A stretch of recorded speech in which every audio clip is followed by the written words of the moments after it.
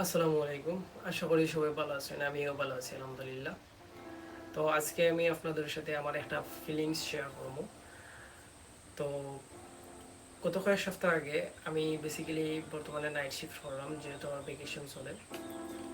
তো আমার 10টা তনে রাত 10টা তনে সকাল 6টা পর্যন্ত জব থাকে আর কি। তো 6টার সময় জব হওয়ার বাদে বাসাতে যেতে আমার প্রায় 6:30 অ্যারাউন্ড 7 হয়ে যায়। তো যখন 6:30 তখন আমি রাস্তার মাঝে আমার স্কুটার নিয়ে হঠাৎ করি ব্যালেন্স হারাইয়া ছোটো একটা অ্যাক্সিডেন্ট করি।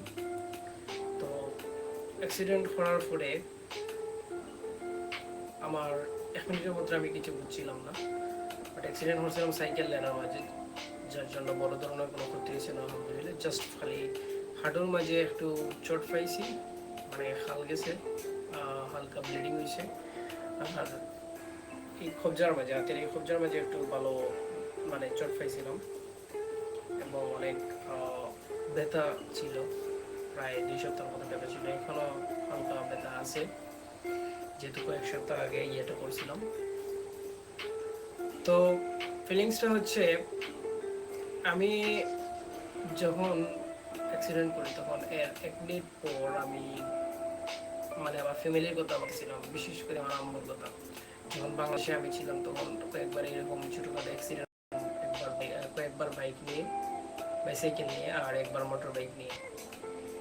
তো তখন বাসায় গেলে একটু এক্সট্রা টেক কেয়ার পেতাম। তো এটা আশা করি যারা বাইক চালান তারা বুঝতে পারবেন যে অ্যাক্সিডেন্টের পর যে টেক কেয়ারটা, এটা কতটুকু মানসিক একটা শান্তির ফিলিংস নিজের ভিতরে ধারণ করে। তো এই রকমের একটা ফিলিংস আমার হয়েছিল।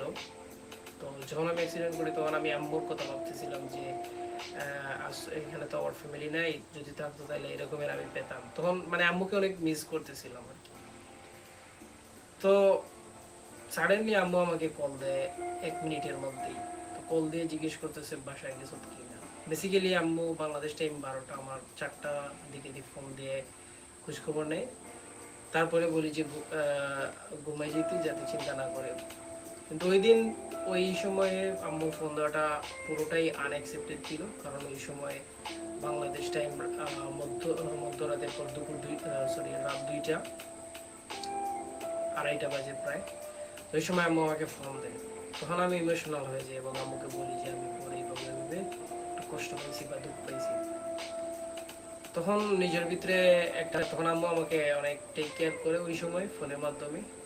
তো ওই যে সময় আমি একটা রিল্যাক্স ফিল করতেছিলাম যে না, আমার ফ্যামিলি যতই দূরে থাকুক আমার সাথে আছে আল্লাহ। আমার মনের টানকে আমার আম্মুর কাছে নিয়ে পৌঁছে দিয়েছেন, শুক্রিয়া আলহামদুলিল্লাহ। এটা বলে বোঝানোর মতো না এই ফিলিংসটা।